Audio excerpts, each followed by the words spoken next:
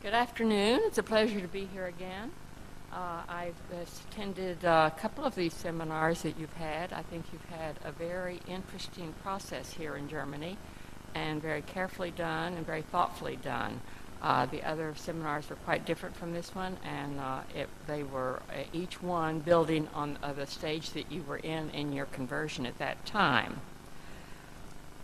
In this little 15-minute segment this afternoon, I want to talk a little bit about the process, about the people who were involved in it, and about the German-Austrian contributions to MARC 21, essentially. So let me start with the process. That was the first meeting where we had an introduction to the German and Austrian migration project was in San Antonio.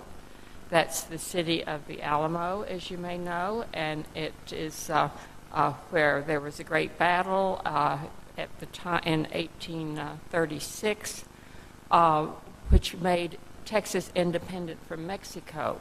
And for 10 years, in fact, Texas was an independent country, independent from Mexico, but then it elected to join the Union, the United States, and so in 1846 it finally joined the United States. But this meeting was just on the door of the Alamo, in fact, and because that's right in the center of the city. And you sent as a representative Reinhold Höfelmann, which is when we first got to know him. He had to give a presentation to Marby at that meeting, and he had to give that with nobody in the audience he knew, no familiar faces. He was using his second language. It wasn't his first language, and he did not know anything about the group culture. As you know, different groups have a different culture, in fact, even the national culture. But he did a great job, and he was clear, he was articulate in English, he was well organized, he was very calm, which I was surprised, but he was also very firm. And made it clear that there were certain things that the German community were going to need, that they were investigating it, they were doing a very good job of investigating it, and they would be coming forward with some changes. And I thought at the time, because of course he wouldn't have been aware of that it made people feel comfortable. It made people feel like these people are seriously looking at things, that they know that we've got a lot invested in this format, and that they're coming in at a later stage, but they're looking at it very carefully. So I think it was very positive. The next meeting was in June of 2006 in New Orleans. It was the first conference that city had held since the big Hurricane Katrina came through, so it was really a scene of devastation in a lot of places. A lot of the restaurants weren't open yet. A few of the hotels had just begun to open. I believe you were there too, Reinhard. And there, Reinhold was able to announce that, in fact, you had done the mapping of your elements and you were translating the MARC concise.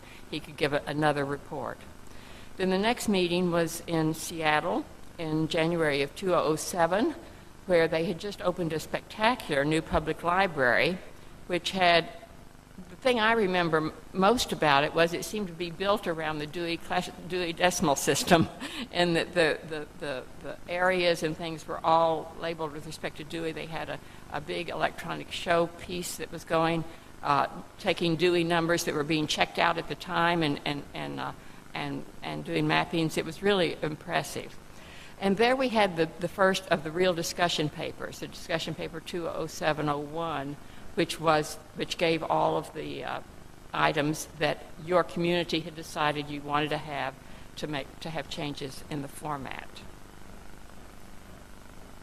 The next meeting was Washington, D.C. in 2007. There we had the proposal, and the required changes were approved, all except one, which Reinhold felt that he had a workaround for. We also had there the Dewey discussion paper, which was the initial discussion of a number of proposals that that OCLC wanted for the Dewey schedules because they wanted just to put them all into a MARC format.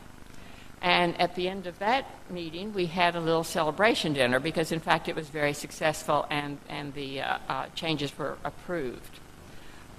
They were approved, again, as I say, because I think there had been a good deal of preparation for their being approved, and people were familiar with them by then.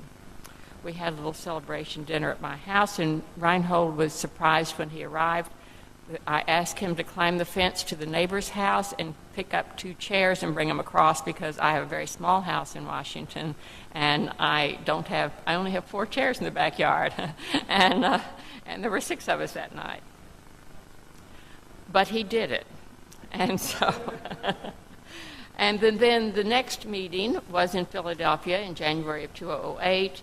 That's where the United States signed its Declaration of Independence from the UK in 232 years earlier, and it's a very important date for Americans. And there we had the Dewey proposal, and the final changes were approved at that meeting. Now, the people that were involved, of course, you know Reinhold. At the meeting in New Orleans, I think, Beat Rouge came to that meeting. I believe that was the one. And then Seattle, Adrian Nolte came, and Washington, Cornelia Katz accompanied Reinhold, and Crystal Hengel came to that meeting, I believe, and Adrian came back to Philadelphia, I believe it was, and so we always had a very good, a very compatible group, very friendly group representing you for the meetings and representing the German library community. Now let's look at the German contributions briefly. The first one I want to talk about is the authority record numbers in heading and other fields. Now, I think you wonder why this wasn't done before, and one reason is that we have so much diversity in the North American community that with respect to, we don't have a very good cohesion with respect to record numbers and things of that sort, that people had never thought that it would be possible, in fact, to do linking across systems using record numbers, that could be done within a system, and that's fine, and some of them did it. The Washington Library Network had linking within their system using record numbers for their records, but we didn't do it across. I think it's a very important, yet at the time that you brought that proposal to the U.S. and to MARBI, OCLC was beginning to get a request for that kind of thing, and they were using a local field for that. And so it was really a good thing that it came. You brought it to a head. You said, okay, let's go ahead and do this. We have to have it, and maybe you can use it.